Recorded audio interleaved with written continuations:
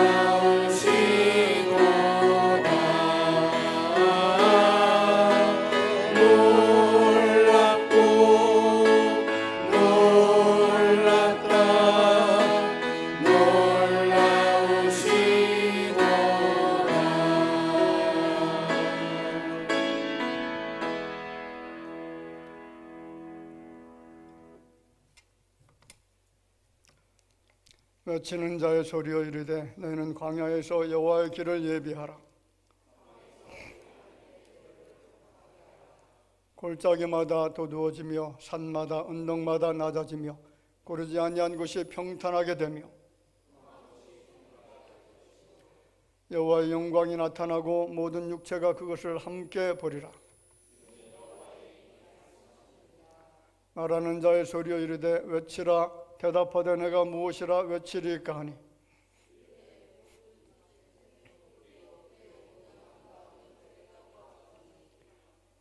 풀은 마르고 꽃이 시들면 여호와의 기운이 그 위에 불미라. 이 백성은 실로 풀이로다.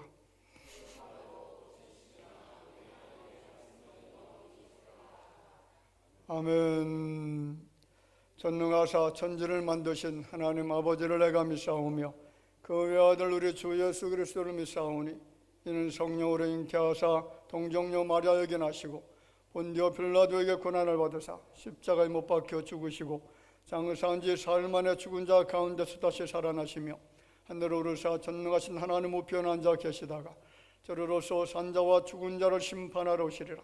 성령을 믿사오며 거룩한 공예와 성도가 서로 교통하는 것과 죄를 사하여 주시는 것과 몸이 다시 사는 것과 영원히 사는 것을 믿사옵나이다. 아멘.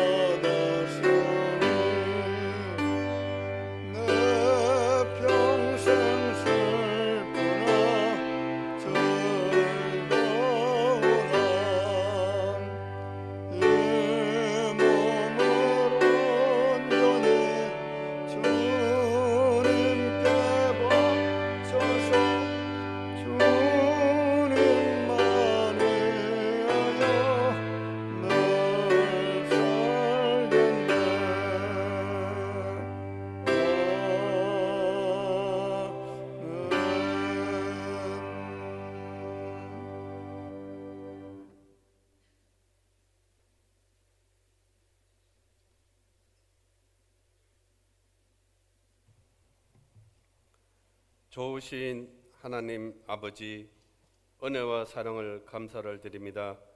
지난 한 주간 세상의 유혹과 장마와 더운 날씨로 인하여 긴장과 불안으로 살아왔습니다.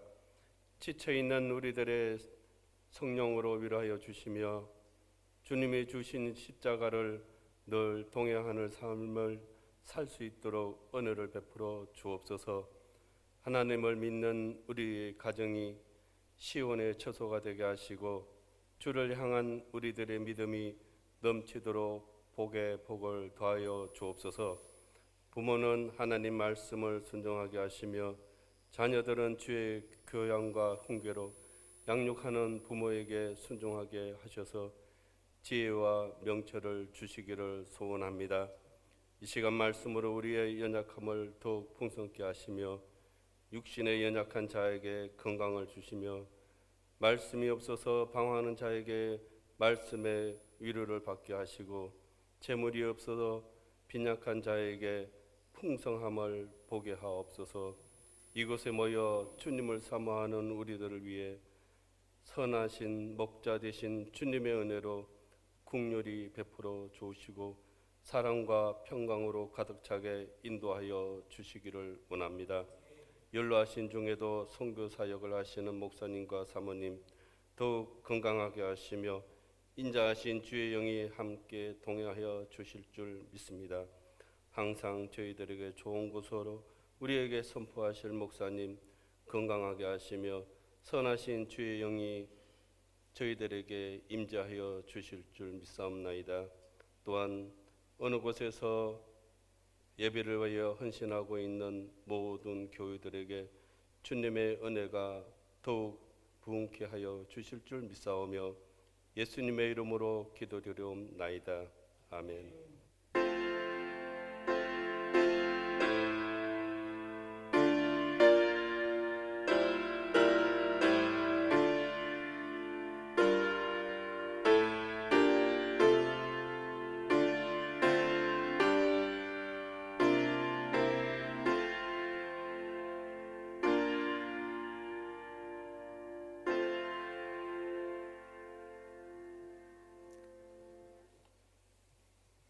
하나님의 말씀을 보겠습니다. 봉독해 드릴 말씀 요한복음 13장 21절 말씀부터 30절까지입니다.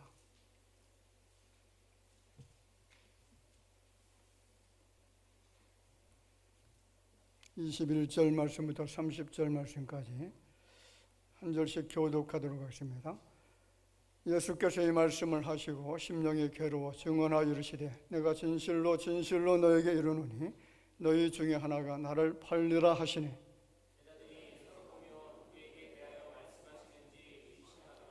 예수의 제자 중 하나 곧 그가 사랑하시는 자가 예수의 품에 의지하여 누웠는지라.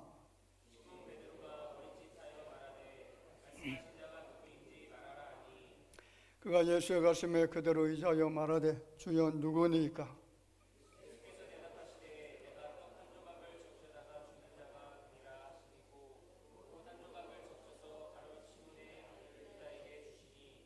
조각을 받은 후 곧 사탄이 그 속에 들어간지라. 이에 예수께서 유다에게 이르시되 내가 하는 일을 속히 하라 하시니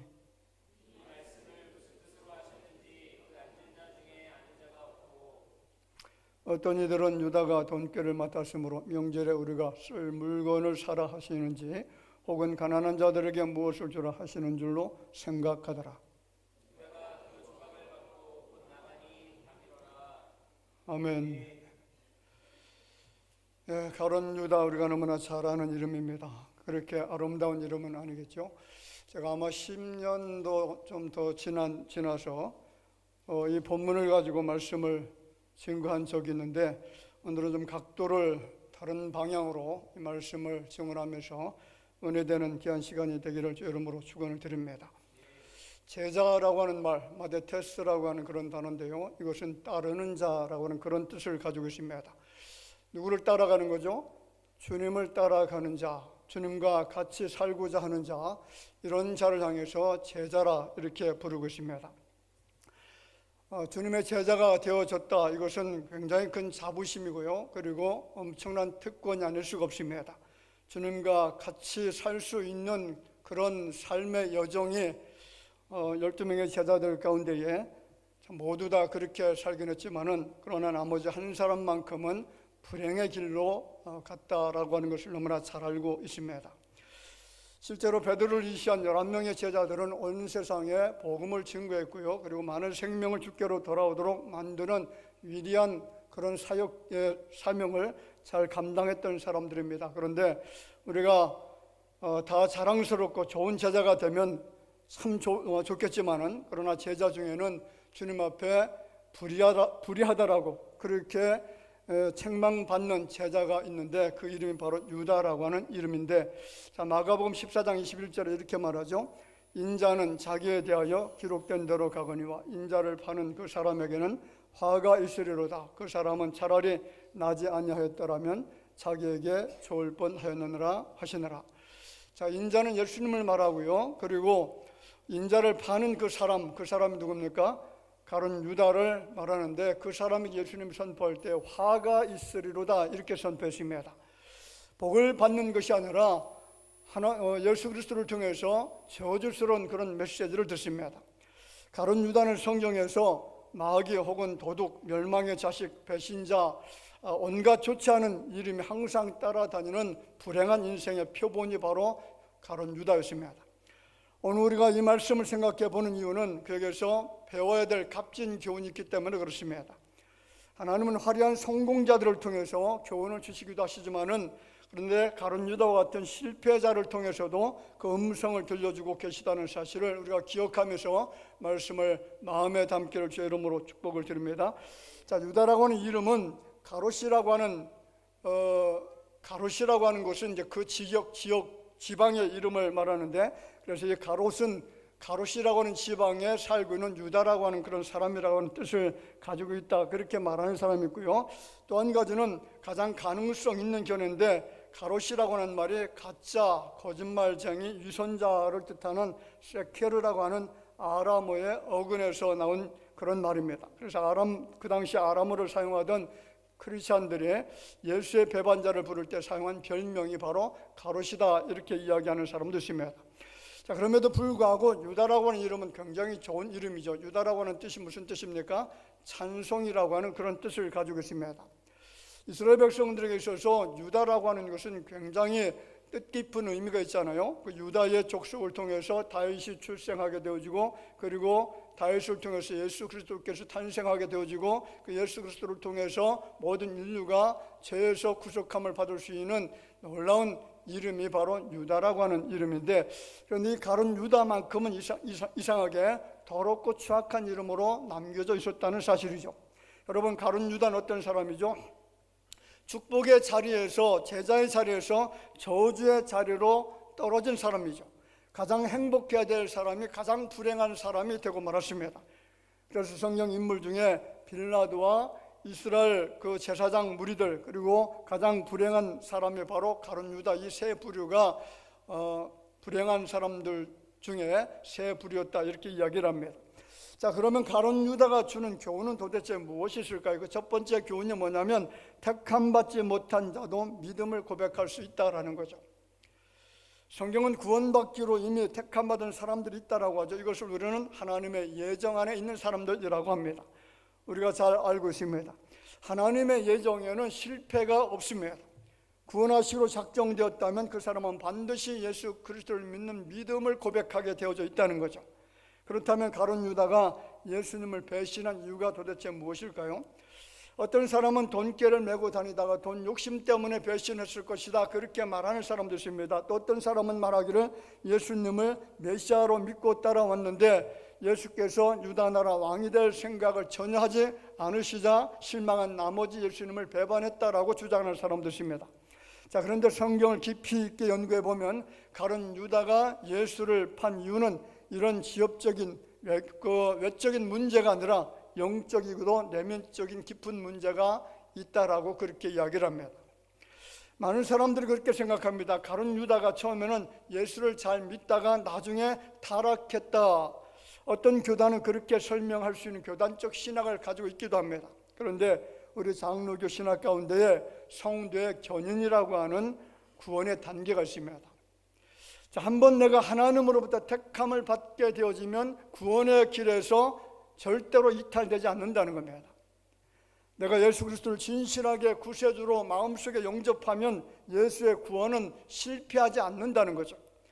때로는 타락할 수 있습니다. 실수할 수가 있고요. 그래서 죄를 지을 수도 있습니다. 그런데 극단적인 경우에 죽음의 자리에 이르서까지라도 예수를 다시 믿고 돌아온다는 것이죠. 이것이 바로 성도의 견인이라고 하는 거죠.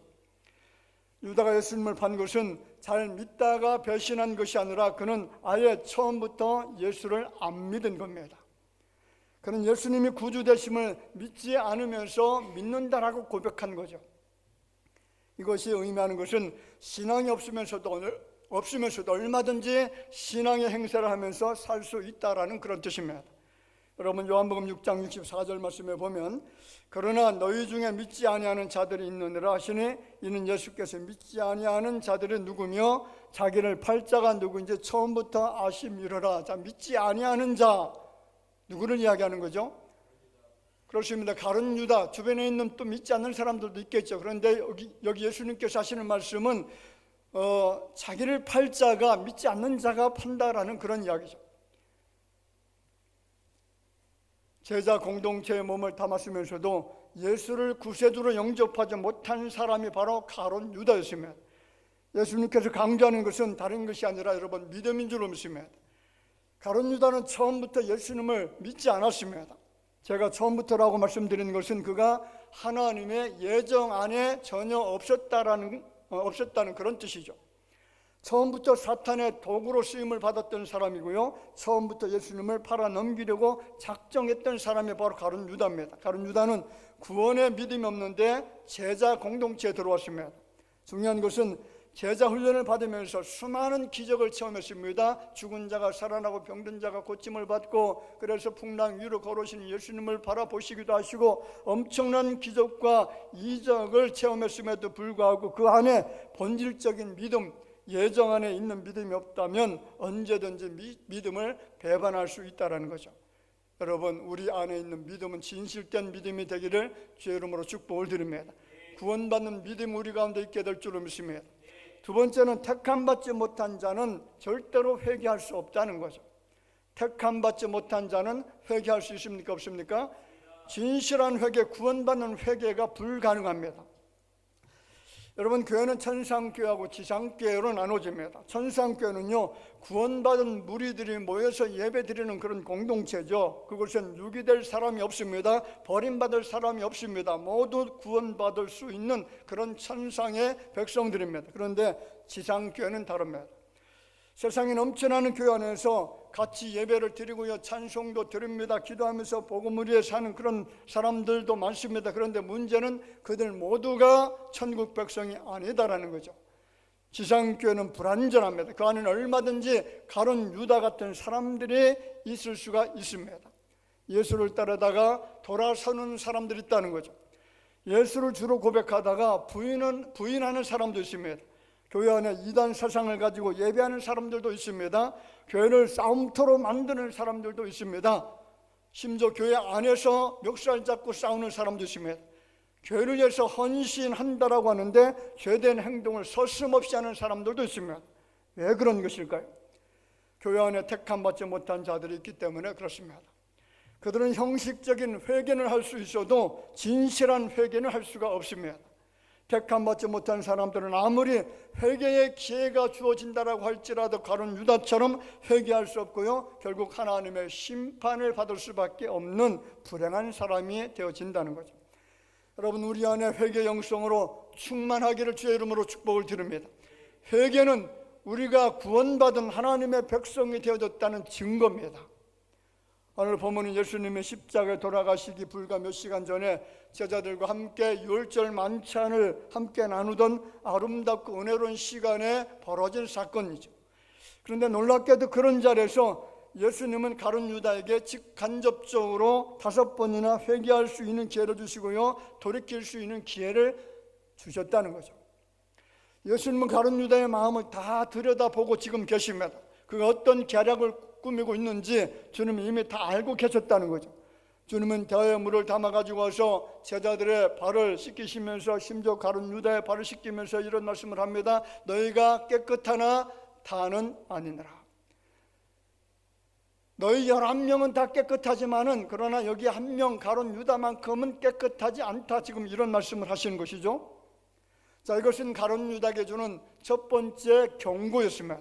자, 그런데 유다는 이 경고에 대한 아무런 반응을 보이지 않습니다. 다음으로 18절을 보면요, 예수님은 구약에 있는 말씀을 인용하시면서 가룟 유다에게 두 번째로 회개할 수 있는 기회를 주시죠. 같이 읽어볼까요? 18절 말씀. 내가 너희 모두를 가리켜 말하는 것이 아니니라. 나는 내가 택한 자들의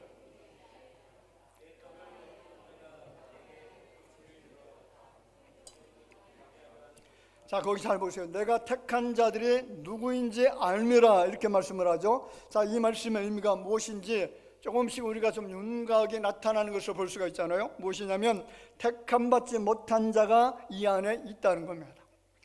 이 떡을 먹는 자가 내게 발꿈치를 들었다는 말씀은요, 가룟 유다가 예수를 배신하게 될 것을 암시하는 그런 말씀입니다. 원어 주석에서는 이 말을 두 가지로 해석을 하고 있습니다. 첫째는 나는 유다를 선택하지 않았다라는 그런 뜻이고요, 또 한 가지는 나는 내가 선택한 사람들의 그 성품을, 특성을 안다. 그러므로 유다가 나를 배신할 것을 안다라고 하는 그런 뜻입니다. 그럼 왜 유다는 예수께서 회개할 수 있는 이 기회, 깨닫고 돌이킬 수 있는 기회를 주셨음에도 회개하지 않고 예수님을 배반해서 불행한 사람이 된 것일까요? 자, 이유가 역시 두 가지입니다. 그 첫 번째 이유가 뭐냐면 성경의 말씀을 이루고자 하시는 예수님의 거룩한 섭리가 계셨다는 거죠. 자, 시편 41편 9절 말씀에 보면 내가 신뢰하여 내 떡을 나눠 먹던 나의 가까운 친구도 나를 대적하여 나의 발꿈치를 들었나이다. 자, 이 말씀이 시편을 통해서 이미 예언되어져 있다는 거죠.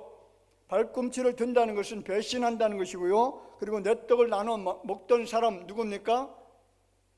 자, 성만찬 자리에서 함께 떡을 나눠 먹던 12명의 제자들 중에 가룟 유다가 지금 이 속에 포함되어졌는데 이 말씀을 이루기 위한 것이고요, 또 한 가지는 가룟 유다가 마귀에게 이용당하고 있는 마귀의 수하이기 때문에 그렇다는 거죠. 예수님이 친히 이 가룟 유다를 향해서 마귀라고까지 지칭을 했습니다. 자, 요한복음 6장 70절에 보면 예수께서 대답하시되 내가 너희 12를 택하지 아니하였느냐? 그러나 너희 중에 한 사람은 뭐라고요? 마귀니라. 자, 예수께서 12명의 제자를 선발하는 중에 가룟 유다가 지금 포함되어 있습니다. 예수께서 유다를 마귀라고 지칭한 것을 보면 그가 마귀의 일을 할 것을 알고 선택한 것을 이미 알고 있었다는 거죠. 그럼 왜 예수님은 가룟 유다를 제자로 삼으셨느냐라는 거죠. 말씀드린 것처럼 성경의 예언을 이루기 위한 겁니다. 예수님은 인류의 죄를 용서해 주시기 위해서 계획한 것이 있잖아요. 무엇입니까? 십자가에 달려 죽는 거죠. 보혈의 피를 흘리는 겁니다. 대속의 죽음이었고요, 나 같은 죄인을 구원해 주시기 위한 자기 희생이었습니다. 그 죽음으로 가는 길에 악하게 사용된 자가 바로 가룟 유다입니다. 그렇습니다. 처음부터 마귀적 속성을 가지고 사는 사람들은 하나님의 자녀라고 할 수가 없잖아요. 선택된 백성이 아닙니다. 하나님으로부터 버림받은 사람들이고요, 악한 일을 위해서 태어난 그런 사람들입니다. 그런 사람들이 지금 얼마나 많습니까? 세상에서 엄청난 권력을 가지고 있는 사람이 선한 일을 하는 것이 아니라 악한 일을 하죠. 사람을 죽이는 일을 하고요, 나라를 망치는 일을 하는 그런 권세가들이 있습니다. 이런 사람들은 이 땅에서 하나님으로부터 보냄을 받을 때에 가룟 유다처럼 악하게 사용받기 위해서 보냄받은 정말로 불행한 사람들이죠. 돈을 가지면 무엇합니까? 여러분, 부귀영화, 권세, 엄청난 권력을 가진다라고 그 사람이 행복한 사람인가요? 악하게 사용되는 사람들은 그 모든 것을 누리고 다 가진다라고 할지라도 가장 불행한 사람이죠. 이런 사람들은 죄의 심각성을 전혀 깨닫지 못합니다. 죄를 지으면서도요, 죄로 인한 심판을 전혀 인식하지 못합니다. 가룟 유다를 보세요. 그가 제사장들에게 스승인 예수님을 넘겨줄 때에 죄책감이 있었을까요? 전혀 죄책감을 느끼지 못했습니다. 양심이 마비되었고 화연 맞은 사람이었습니다. 그렇습니다. 구원받기로 선택받지 못한 사람은 아무리 심판에 대한 경고를 한다고 할지라도 돌이키지 않는다는 거죠. 죄에 대한 애통함이 없습니다. 회개하지 않습니다. 보시기 바랍니다. 가룟 유다는 지금 예수님과 함께 한 상에서 떡을 먹고 있잖아요. 그런데 예수님을 은 30에 팔아 넘깁니다. 21절을 보세요. 주님은 얼마나 마음이 민망하고 고통스러우셨던지 제자들에게 자기 속마음을 이렇게 털어놓습니다. 21절 같이 읽어볼까요? 내가 진실로 진실로 너에게 이르노니 너희 중 하나가 나를 팔리라. 너희 중 하나가 나를 팔리라. 그러면 12명의 제자들은 지금 굉장히 긴장하겠죠. 혹시 내가 아닌가? 예수님께서 말씀하시는 그 사람이 혹시 내가 아닌가라고 하는 그런 긴장감을 갖고서 예수님은 그 사람이 누구냐고 자꾸 질문하잖아요. 이 정도가 되면 주님이 자신을 얼마나 깊이 주목하고 계시고 있는지, 주님께서 내가 은 30에 팔아 넘기려고 하는 그런 계획을 가지고 있는지 이미 알고 계시고 있다는 사실을 눈치챘어야 됩니다. 그래서 잘못했다라고 용서를 빌어야 되잖아요. 그런데 유다는 이미 양심이 마비되었습니다. 양심이 화인 맞았습니다. 그의 영혼이 이미 사탄에 의해서 완전히 점령당한 상태이기 때문에 계속해서 속마음을 감춥니다. 돌이키지 않는 그런 생각을 계속 가지고 있습니다. 그리고 나중에 26절에 가면 예수님이 떡 한 조각을 떼어서 가룟 유다에게 주셨는데 그때도 표정 하나 바뀌지 않습니다. 27절에 말하 조각을 받은 후 곧 사탄이 그 속에 들어간지라. 이에 예수께서 유다에게 이르시되 내가 하는 일을 속히 하라 하시니. 자, 그 마음속에 무엇이 들어갔다고요? 그 마음속에 사탄이, 마귀의 영이, 악한 영이, 어둠의 영이 들어가서 계속 그를 조종하기 시작합니다. 그래서 예수님이 이제 내가 하고자 하는 일을 속히 진행하라라고 명령을 합니다. 속히 하라는 것은요, 나를 팔고자 하는 너의 계획, 나를 배반하고 제사장 무리에게 넘겨주고자 하는 그 악한 일을 지체 없이 속히 시행하라라는 그런 뜻입니다. 유다는 예수님의 이 말을 듣고 일어나서 문을 박차고 뛰쳐나갑니다. 돌이킬 수 없는 파멸의 장소로 뛰쳐나갔습니다. 돌이킬 수 있는 많은 기회가 있었고요, 많은 경고가 있었지만은 끝까지 회개하지 않고 있다가 결국 멸망의 자식이 되고 말았습니다. 그렇습니다. 구원받기로 예정된 사람, 택함받은 하나님의 사람은 말씀을 들을 때에 회개의 영성이 있는 줄을 믿습니다. 자신의 죄를 알고 회개의 자리로 돌아옵니다. 가슴을 치면서 통에 자복합니다. 반대로 택함받지 못한 자는요, 아무리 귀한 말씀을 수없이 듣는다라고 할지라도 회개할 수가 없습니다. 왜냐하면 회개는 하나님의 백성들에게만 주어지는 특별 은총이기 때문에 그렇습니다. 제가 알고 있는 교회 중에 한 교회가 말씀을 들을 때는 은혜 받는 것 같아요. 찬송도 은혜롭게 찬송을 합니다. 그리고 예배가 끝나고 나서 어떤 회의가 있잖아요. 공동회든지 재직회든지 회의가 진행이 되어지면 그때부터는 목소리를 높이기 시작하고요, 소리를 지릅니다. 심지어는 욕지거리까지 나옵니다. 여러분, 이 사람 마음속에 성령이 있을까요? 하나님의 거룩한 교회에서 이런 행동을 할 수 있다는 것은 그 안에 지금 무엇이 점령하고 있다는 거죠? 악한 어둠의 영 사탄이 점령했기 때문에 교회를 그렇게 어지럽히는 겁니다. 오늘 여러분 마음속에 성령으로 충만케 될 줄을 믿습니다. 성령이 지배하는 사람들은 통에 자복하고 싶은 마음이 일어납니다. 죄에 대한 심각한 그런 회개 영성을 가지고 주님 앞에 무릎 꿇는 자가 될 수 있다는 거죠. 베드로를 볼까요? 누가복음 5장 8절 말씀에 보면 시몬 베드로가 이를 보고 예수의 무릎 아래에 엎드려 이르되 주여 나를 떠나소서 나는 죄인이로소이다. 베드로의 영성은 회개 영성이 있다는 거죠.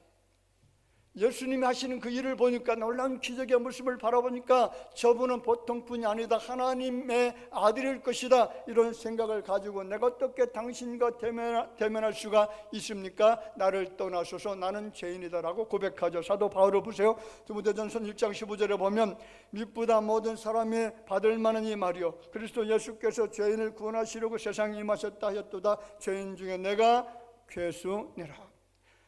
바울은 예수 그리스도를 만나기 전에, 그가 완전히 변화받기 전에는 악한 일을 많이 했죠. 예수 그리스도를 믿는 믿음의 사람들을 핍박했던 사람이었습니다. 그래서 그가 과거에 지었던 죄를 알고서 고백하는 말이 나는 죄인 중에 왕초다라고 그렇게 고백을 하고 있다는 겁니다. 회개 영성이 그 안에 있으니까 하나님 쓰시는 겁니다. 여러분, 회개는 내 영혼을 살리는 축복의 고백인 줄로 믿습니다. 회개는 예수님의 자비와 사랑과 은총을 누리게 하는 위대한 축복입니다. 내 안에 죄를 고백하는 회개의 영성으로 뜨거워져 있다면 그 사람은 어둠의 터널을 지나서 광명한 빛으로 나오게 될 줄로 믿습니다. 성결과 의로움의 빛으로 충만하게 될 줄로 믿습니다. 자, 보십시오. 성경은 유다가 떡 한 조각을 받고 나간 때가 밤이었음을 특별히 강조하고 있는데 30절에 보면 유다가 그 조각을 받고 곧 나가니 밤이러라 이렇게 말합니다. 자, 어떻게 생각하면요, 저녁 만찬 중에 나갔기 때문에 밤이라고 하는 것은 확실하죠. 당연해 보입니다. 그런데 성경이 그가 문을 열고 나갈 때를 굳이 밤이었다라고 강조하는 데는 분명한 이유가 있습니다. 여러분, 밤이 지니는 영적 의미가 있기 때문에 그렇습니다. 경고를 하는데도 듣지 않고 끝까지 회개하지 않고 문을 박차고 나가는 곳에는 어둠이 깔려 있다는 거죠. 어둠은 사탄의 영역입니다. 멸망의 장소입니다. 죄가 들끓고 있는 그런 장소입니다. 그곳으로 뛰쳐나갔다는 거죠. 잠언 4장 19절에 보면 악인의 길은 어둠 같아서 그가 걸려 넘어져도 그것이 무엇인지 깨닫지 못하느니라. 자, 악인의 길은 어둠이라고 이야기를 합니다. 그가 걸려 넘어져도 죄를 지어도 도대체 무슨 죄인지 깨닫지 못한다는 거죠. 오늘 우리 대학에 살아가는 성도들 마음속에 내가 지었던 그 모든 죄가 생각이 나게 되어진다면 하나님의 거룩한 성전으로 달려와서 이전에서 무릎 꿇고 가슴을 치면서 통에 자복하고 회개하는 그 뜨거운 회개 영성이 성령 하나님 주시는 은혜인 줄로 믿으시길 바랍니다. 성령께서 주시는 은혜가 아니면 우리의 심령은 회개할 수가 없으면 죄를 깨달을 수도 없습니다. 죄에 대한 탄식을 할 수가 없다는 거죠. 첫 번째로 택함받지 못한 사람은 자기 뜻만을 고집한다는 거죠. 가룟 유다는 열심당이라고 하는 정치단체에 소속이 되어 있는 사람이었다라고 그렇게들 이야기를 합니다. 열심당원은 요즘 말로 말하면 과격분자죠. 과격분자. 회교로 말하면 원리분자라 이렇게 이야기할 수 있는 사람이죠. 자, 이 사람들은 당시 식민지로 있던 유대 나라를 로마 나라에서 해방시키기 위해서 수단과 방법을 가리지 않고 투쟁해야 된다 그렇게 믿고 있었던 사람이십니다. 그래서 나중에 주후 47년 예수님이 승천하시고 난 다음에 이스라엘 사람들이 로마에 대항했던 적이 있죠. 그래서 예루살렘 성전에서 함께 싸우다가 그 성전도 다 불타버리고 다 빼앗겨버리고 성벽도 다 허물어지게 되어지고 그래서 이스라엘 사람들이 뿔뿔이 전 세계에 흩어지게 되어지는 계기가 되어졌는데 왜 그런지 아시나요? 로마 나라를 대적하다가 그랬는데 이 열심당원들은 로마 나라를 쳐 부수어야 된다. 로마를 깨뜨려 버리고 우리가 다시 옛날의 그 영광스러운 나라로 회복해야 된다라고 하는 이런 생각을 가지고 있었던 사람들이 바로 열심당원들이었고요. 그 멤버 중에 한 사람이 가룟 유다였다라고 이야기합니다. 어떻게 열심당원이었던 유다가 예수님의 제자가 되었는지 전혀 알 길은 없습니다. 그런데 우리는 이렇게 추측해 볼 수가 있습니다. 아마 그런 예수님이 유대 나라를 로마로부터 무력으로 해방시킬 수 있는 유일한 메시아일 것이다 라고 생각을 했을 것 같습니다. 그런데 예수님의 제자가 된 다음에 얼마 지나지 않아서 그는 자기 생각과 예수님의 생각이 너무나 차이가 있다는 것을 깨닫기 시작합니다.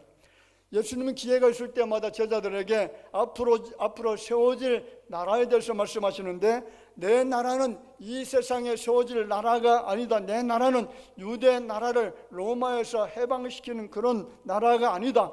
죄와 사망의 쇠사슬에 매여있는 전 인류를 십자가의 보혈로 구원해서 하나님의 자녀로 삼고 영원한 나라에 들어가도록 하는 것이 바로 나의 나라다. 이렇게 계속 이야기하시는 거예요. 그러니까 자기 생각과 예수님의 생각이 맞습니까? 안 맞습니까? 전혀 일치가 안 되는 거죠. 그는 예수님의 생각이 자기 생각, 예수님의 국가관과 자신의 국가관과 예수님의 철학과 자신의 철학이 너무나 다르다는 사실을 뒤늦게 깨닫기 시작을 합니다. 그때부터 예수님을 따르는 제자의 삶에서 서서히 예수님의 사역을 방해하는 사탄의 하수인으로 전락하기 시작합니다. 만일 가룟 유다가 제대로 된 제자라면 자기 생각이 잘못되어졌다는 것을 시인하고요, 자기 뜻을 포기하고 주님의 뜻을 따라야만 됐습니다. 예수님이 자신의 주인이고 자신은 그의 종이라면 당연히 종은 누구의 뜻을 따라야 되는 것이죠? 주인의 뜻을 따라가야 되는 것이 맞습니다. 여러분 한번 우리 자신을 돌이켜 보시기 바랍니다. 우리는 하나님의 뜻대로라고 하는 그런 말을 자주 사용하죠. 그런데 우리가 입으로는 하나님의 뜻을 말하는데 속으로는 내 뜻을 고집할 때가 정말로 많습니다. 교회에서는 하나님의 뜻을 순종해야 된다고 말하지만 세상에 나가면 하나님의 뜻보다 자기 뜻을 밀고 나갈 때가 정말 많다는 거죠. 그래서 우리가 말씀을 늘 묵상해야 되는 이유가 거기 있습니다. 말씀을 읽다 보면 내 생각이 잘못됐고 내 뜻이 잘못된 것이었구나. 그래서 내가 가야 될 방향은 주님께서 원하시는 삶의 방향을 향해서 나아가야 된다는 그런 생각을 가질 것이죠. 자, 로마서 12장 2절에 보면 너희는 이 세대를 본받지 말고 오직 마음을 새롭게 함으로 변화를 받아 하나님의 선하시고 기뻐하시고 온전하신 뜻이 무엇인지 분별하도록 하라. 내 뜻을 분별하는 것이 아니고요, 하나님의 뜻을 분별하라는 것입니다. 말씀을 맺겠습니다. 오늘 가룟 유다를 통해서 우리에게 주시는 교훈이 있습니다. 무엇인지 아시나요? 어떤 것을 마음에 새겨야 되는 것입니까? 나는 어떤 일에 쓰임 받아야 되는가를 한번 생각해 보자는 거죠. 가룟 유다는 분명히 악한 일에 쓰임 받았습니다. 더럽고 추악한 일에 쓰임 받고 더러운 이름은 아맙던 사람이었습니다. 가장 부끄러운 사람이었습니다. 오늘 대학에 사는 성도 여러분들은 정말로 선한 일에 쓰임받는 하나님의 신실한 일꾼이 되어지기를 바랍니다. 주님께서 나를 바라보실 때 너무나 기뻐서 너무나 기특해서 내가 너를 특별한 존재로 삼겠다, 내가 너를 이 세상 속에서 의로운 일에 그리고 이 나라를 살리는 일에 사용하겠다라고 하는 그 주님의 음성이 우리의 귓전에 들려지게 될 줄 믿습니다. 그러면 우리는 기도하면서 하나님 앞에 소원을 빌어야 되지 않을까? 악한 일, 더러운 일, 마귀가 정말로 좋아하는 일, 어둠에 삼켜지는 그런 일에 쓰임받는 것이 아니라 선한 일에 사용되게 하옵소서. 세상을 비추는 밝은 등불이 되게 하여 주옵소서. 예수 그리스도를 신실하게 따르는 주님의 제자가 되게 하여 주옵소서. 변함없이 주 예수 그리스도를 믿는 믿음이 불변하게 하여 주옵소서. 영원토록 주님을 끝까지 신뢰하면서 섬기는 자가 되게 하여 주옵소서. 여러분 잘 보시기 바랍니다. 이 땅에 수많은 크리스찬들이 있었습니다. 많을 때는 1,200만, 1,300만의 예수 믿는 믿음의 사람들이 있었다고 합니다. 그런데 여러분 코로나가 지나고 난 다음에 지금 통계를 보면 600만 명 정도밖에 안 넘었다라고 말하죠. 우리 크리스찬들이 교회를 떠난 사람들이 절반이나 떠났다는 겁니다. 여러분 정말로 신실한 믿음의 사람들은요, 어떤 환난과 고난과 그리고 어떤 환경에 처해 있다라고 할지라도 예수 그리스도를 믿는 믿음의 자리에서 이탈하지 않습니다. 여러분 끝까지 믿음의 자리를 지키시길 바랍니다. 끝까지 주님을 신뢰하는 대화하게 사랑하는 성도들이 되어질 줄로 믿습니다. 뿐만 아니라 내가 죄악 가운데 있을 때에, 내가 알고 모르고 짓는 죄가 있을 때에, 내가 연약해서 짓는 죄가 있을 때에 그 잘못을 깨닫고 죄에 대한 통렬한 회개가 내 입술을 통해서 고백되게 해달라는 그런 기도가 있어야 될 줄로 믿습니다. 내 뜻이 아니라 내가 원하는 것이 아니라 하나님의 뜻을 이루기 위해서 순종하게 하시고 끝까지 주님을 따르게 해달라는 그런 기도의 소원이 들어지기를 원합니다. 이것이 오늘 가룟 유다를 통해서 배우게 되는 교훈이 되어지기를 주님의 이름으로 축원을 드립니다. 오늘 함께 합심해서 잠깐 기도했으면 좋겠습니다. 말씀을 한번 기억해 보겠습니다. 예수 그리스도를 나의 구주로 온 마음 다해서 고백할 수 있게 하여 주옵소서. 헛된 고백, 거짓된 고백이 아니라 진실한 고백, 그 고백이 내 심령을 통해서 내 입술을 통하여 드려지게 해달라는 그런 소원을 들으시기를 바랍니다. 우리 안에 존재하고 있는 어두운 영이 지배하지 못하도록 주님, 내가 잘못했을 때에, 죄를 지었을 때에 성령께서 찾아와 주셔서 내 마음을 터치해 주시고 그래서 회개할 수 있는 회개의 영을 허락해 주옵소서. 내 뜻이 아니라 주님의 뜻만 따라 살아가는 종들이 되게 해달라고 기도하시길 바랍니다. 특별히 환우들을 위해서 기도했으면 좋겠습니다. 우리 최강식 장로님 내일 또 수술을 받습니다. 하나님, 주께서 권능과 능력의 손으로 만져주시고 치료해 주실 줄을 믿습니다. 우리 최규님 권사님 노안으로 인해서 연약한 가운데 있습니다. 김소영 권사님 암으로 인해서 고통당하고 있습니다. 우리 김종림 집사님 역시 또 수술 후에 지금 회복 중에 있사오니 하나님이여 사랑하는 성도들 이제는 주께서 권능과 능력의 손으로 그리고 치료의 광선으로 비춰주시고 피 묻은 보혈의 손으로 만져주셔서 깨끗함을 얻게 해달라고 기도했으면 좋겠습니다. 특별히 우리 대한민국을 위해서 기도하십시다. 지금 나라가 너무나 어렵습니다. 혼란스럽습니다. 서로 간의 미움과 갈등과 증오가 계속해서 번져나가고 있습니다. 악한 사상이 들어왔더니 어둠의 사상, 공산주의 사상, 하나님을 배격하는 사상, 하나님이 없다라고 주장하는 이 사상이 들어왔더니 서로 간의 갈등과 반목이 더욱더 깊어가고 있습니다. 증오와 미움으로 계속 차오르고 있는 이런 때 살고 있습니다. 미국도 유럽도 온 세상이 다 이와 같은 일들이 일어나고 있사오니 하나님께서 이제는 나라들을 고쳐 주옵소서. 치료하시고 회복하여 주시고 그래서 새로운 마음을 갖게 하시고 하나님을 두려움으로 섬길 수 있게 해달라는 그런 기도가 드려지기를 원합니다. 같이 함께 동무성으로 기도하겠습니다. 주여, 존귀하신 아버지 하나님 은혜를 감사합니다. 오늘 거룩한 성일을 맞이해서 주님의 자녀들이 전에 나와 경배를 드립니다. 특별히 오늘 다른 유다를 통해서 주시는 교훈의 말씀을 마음에 깊이 있게 새기게 하여 주옵소서. 우리가 이전에 나와 있음에도 불구하고 하나님 앞에 택감받지 못한 그런 그릇이라고 하면 얼마나 불행한 존재인지를 알고 이제는 예수를 고백하되 신실한 마음을 가지고 고백하게 하시고 거짓으로 섬기는 것이 아니라 진실된 마음을 가지고 주님을 섬기게 하여 주실 줄로 믿습니다. 혹여나 우리가 연약하여 그리고 알고 모르고 지은 죄들이 있을 때에 죄를 깨닫게 하여 주시고 아버지 하나님의 죄가 고백될 수 있도록 도우실 뿐만 아니라 외게 뜨거운 영을 주시어서 가슴을 치며 통해 자복하면서 주님 앞에 사함받는 주의 백성들이 되게 하여 주옵소서. 특별히 아버지 하나님 이 땅에 살면서 내 생각과 내 뜻과 내 고집대로 살지 않기를 원합니다. 다른 유다처럼 자기 방향을 향해서 자기 뜻만을 고집하는 그런 삶을 살다가 망하는 존재가 되지 않도록 도와주시고 하나님 하나님의 뜻을 따라 순종하는 자녀들이 되게 하여 주옵소서. 특별히 환우들을 위해서 기도합니다. 우리 최강식 장로님 내일 또 수술 일정을 앞두고 있습니다. 하나님께서 신의 집도하여 주옵소서. 깨끗하게 고침받게 하여 주옵소서. 우리 최근은 권사님 또한 우리 나서 약한 가운데 있사오니 하나님께서 그 영혼도 붙들어 주시고 강건케 하여 주시고 다시 새롭게 일어나기를 원합니다. 김세인 권사님 아무리 내 고통당하고 있사오니 하나님께서 보혈의 손으로 만져주실 줄로 믿습니다. 김종민 집사님 역시 마찬가지로 그 뇌를 열어서 수술했는데 하나님이여 정상으로 돌아오게 하여 주시옵소서. 권능으로 역사하여 주옵소서. 존귀하신 아버지 하나님 은혜를 감사합니다. 오늘 저희들이 무엇이간데 이전에 불러주셔서 이처럼 예배의 자리에 앉게 하시고 말씀을 들을 수 있는 길을 열어주셨는지 감사를 드립니다.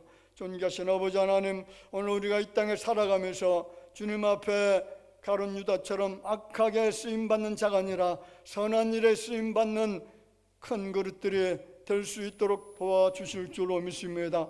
하나님, 우리가 때로는 알고 모르고 짓는 죄들이 있고 그리고 연약해서 짓는 죄들이 있습니다. 말씀을 깨닫지 못해 짓는 죄악도 있습니다. 그럴 때마다 가슴을 치고 통해 자복할 수 있는 회개의 영을 우리 가운데 쏟아 부어 주실 줄로 믿습니다. 성령께서 함께하여 주셔서 우리의 죄가 고백되게 하시고 사함받을 수 있는 은총을 허락하여 주옵소서. 내 뜻 따라 살아가다가 가룟 유다처럼 멸망의 자리로 떨어지지 않도록 도와주시고 하나님의 뜻이 무엇인지 분별해서 주님의 뜻을 따라가게 하여 주옵소서. 존귀하신 하나님, 특별히 우리 대학에 사랑하는 성도들 가운데 연약한 지체들이 있습니다. 환우들이 있습니다. 암으로 고통당하는 주의 자녀들도 있습니다. 수술 일정을 앞두고 있는 주의 백성들도 있습니다. 주께서 긍휼히 주시어서 피 묻은 보혈의 손으로 만져주시어서 정결케 하여 주옵소서. 깨끗함을 허락하여 주옵소서. 오늘 나라의 민족을 위해서 간구했사오니 모든 기도가 주님 앞에 응답받도록 도와주실 줄로 믿사옵고 예수님의 이름으로 기도하옵나이다. 아멘.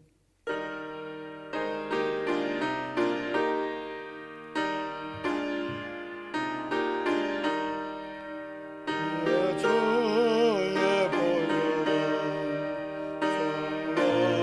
정하고 정하고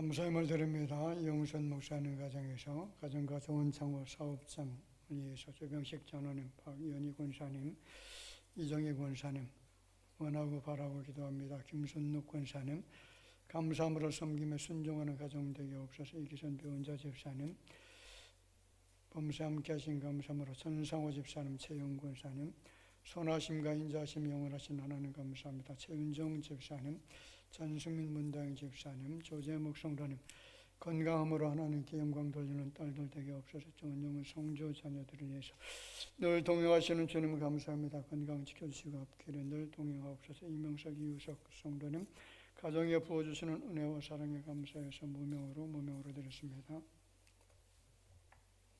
11제물 드립니다. 임남욱 집사님, 이기선 집사님, 배운자 집사님, 이우석 정민호 성도님 드렸습니다. 선경금, 구정금, 주정헌금 드립니다. 존귀하신 아버지 하나님, 크신 사랑과 은혜를 감사를 드립니다. 하나님의 거룩한 백성이 되어져서 이전에 나와서 경배 드릴 때에 주 앞에 정무성으로 물질을 드렸습니다. 내 것이 아니고 주님의 것인 것을 알고 구별해서 드려진 손길들마다 주께서 간과하는 모든 기도의 소원들이 응답되게 하여 주실 줄로 믿습니다. 자녀들을 위한 기도가 응답되게 하시고 육체의 연약한 질구의 문제가 해결받게 하시고 그리고 물질의 문제가 주님 해결받아서 부유하고 넉넉함으로 선한 사업에 힘쓸 수 있는 은혜의 삶을 살아가도록 주께서 그 손길에 복된 삶을 허락해 주옵소서. 이 예물이 사용되어질 때마다 마음의 소원들이 이루어지게 될 줄로 믿습니다.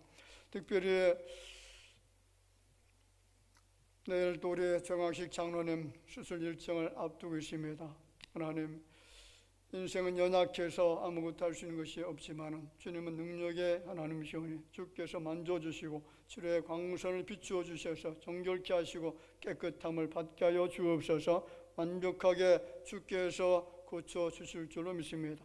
예물을 통해서 하나님 영광 거둬 주시기를 원하고 예수님의 이름으로 기도하옵나이다. 아멘.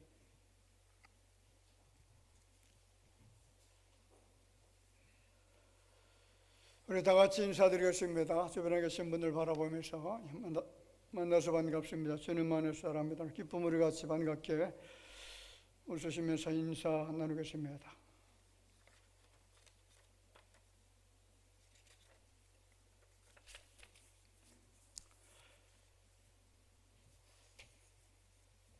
예, 교회 소식 몇 가지 전해드리겠습니다. 오늘 3부 예배, 오여 선교 헌신 예배 있습니다. 각 주일학교 기관과 선교 여름 행사를 위해서 기도해 주시길 바라고요. 유치부는 7월 27일부터, 유초등부는 26일, 27일, 중고등부 청년대학부는 연합을 해서 8월 1일부터 13일까지 있습니다. 우리 주일학교 기관 여름 행사 기간 동안에 큰 은혜 받을 수 있도록 해서 함께 기도해 주시면 감사하겠습니다. 각 기관 여름 행사 시 일자와 계획을 우리 이용순 목사님에게 보고해 주시길 바라고요. 장마철 안전에 유의해 주시길 바랍니다. 지금 이쪽은 그렇게 큰 비가 오는 것 같지 않은데 지금 이제 북쪽에 서울 이북으로 해서 계속 비가 오는 것 같고 또 북한 이제 평양 지역에도 비가 많이 오는데 우리나라는 이제 나무가 많고 그래서 그렇게 큰 피해는 일어나지 않습니다. 그런데 북한에는 산에 나무가 하나도 없다 그래요. 다 민둥산이라 조금만 비가 오면 홍수가 나고 또 경작해 놓은 모든 농작물들이 다 떠내려가고 이런 일들이 반복해서 일어나는 것 같습니다. 아마 금년에도 심각한 또 그 식량 문제가 일어나지 않을까 그렇게 염려가 되기도 합니다.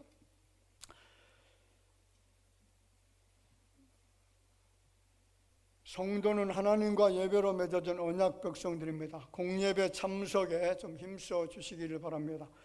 모든 예배는 같은 예배고요. 그래서 예배는 분류되지 않습니다. 주일 예배든 수요 예배든지 하나님 앞에 예배 드리기로 작정된 시간에는 모두 같이 나오셔서 예배를 통해서 하나님 앞에 영광을 돌려드리는 그런 삶이 되어지기를 부탁을 드렸습니다. 말씀드린 것처럼 환우들이 계신데 이름을 좀 불러가시면서 회복을 위해서 늘 생각나시는 대로 기도해 주시면 감사하겠고요. 그리고 교회 카페 언제든지 개방되어져 있습니다. 생명을 살리는데 활용해 주시길 바라고요. 주변에 있는 분들, 지인 되시는 분들 같이 오셔서 차를 마시면서 대화를 좀 나누시기도 하시고 전도하는 일에 사용될 수 있도록 그렇게 해 주시면 감사하겠고요. 그리고 우리 에바브라 선교사 가족이 호구 문제로 방문을 합니다. 호구라는 것은 이제 주민등록증을 말하는데 너무 오래 이렇게 나와 있으면은 이게 말소가 되어진다고 그래요. 그래서 현재는 이제 중국 시민권자인데 그 중국 시민권자가 될 수 없는 그런 상황이 되기 때문에 그래서 함께 들어갈 수밖에 없는 상황이 되었습니다. 특별히 또 감사한 것은 그 큰딸이죠. 딸이 둘 있는데 큰딸이 올해 고려대에 합격을 했다 그래요. 이제 고려대 그 컴퓨터 공학과 거기에 지금 다니고 있습니다. 그리고 이제 에바브라 선교사는 강도사 고시를 지난 6월 달에 고시를 치렀는데 됐을까 안 됐을까요? 안 됐습니다. 안 된 이유가 중국어는 참 잘하는데 한국어가 서툴러요. 그래서 한국말이 좀 어렵다고 자꾸 느끼는 것 같아요. 그래서 한국말로 이렇게 시험 문제를 하려고 하다 보니까 에바브라가 이제 책도 많이 읽고 그래서 중국어는 굉장히 능통해서 웬만한 시험은 다 이렇게 합격할 수 있는데 한국말 이거 번역해서 하려고 하다 보니까 그게 잘 안 되는 것 같아요. 다음에는 꼭 합격할 수 있도록 위해서 기도해 주시기를 부탁을 드리겠습니다. 기관별 청원 기도 수요예배 특송 예고되어 있습니다. 모임 강구드리겠습니다. 오늘 2부 예배 후 각 선교장단 모임 있고요. 3부 예배 후에 임시당의 모임 있습니다. 다음 주 2부 예배 후 각 선교 원래의 모임 갖도록 하겠습니다. 그리고 새 등록 성도는 2부 예배 때에 소개해 드리기로 하겠고요. 그리고 우리 박중화 집사님 가정에서 소예배실 천정 대형 TV를 헌물에 주셨습니다. 지금 앞에 이제 스크린이 있었는데 그 스크린 사용하지 않고 TV 모니터로 이제 사용할 것 같습니다. 그리고 우리 아까 기도하신 것처럼 최강식 장로님께서 24일 날 폐 수술을 받기 위해서 내일 입원을 하십니다. 늘 기도해 주시기를 부탁을 드렸습니다. 이상 교회 소식 전해드렸습니다.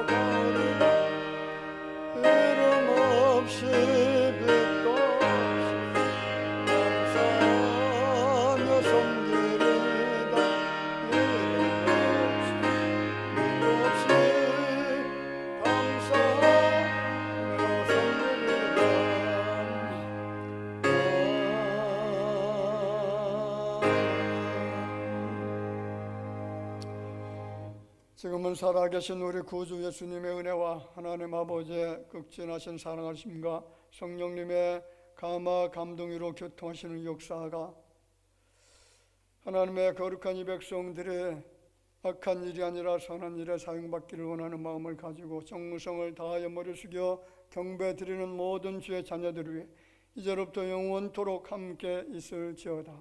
아멘.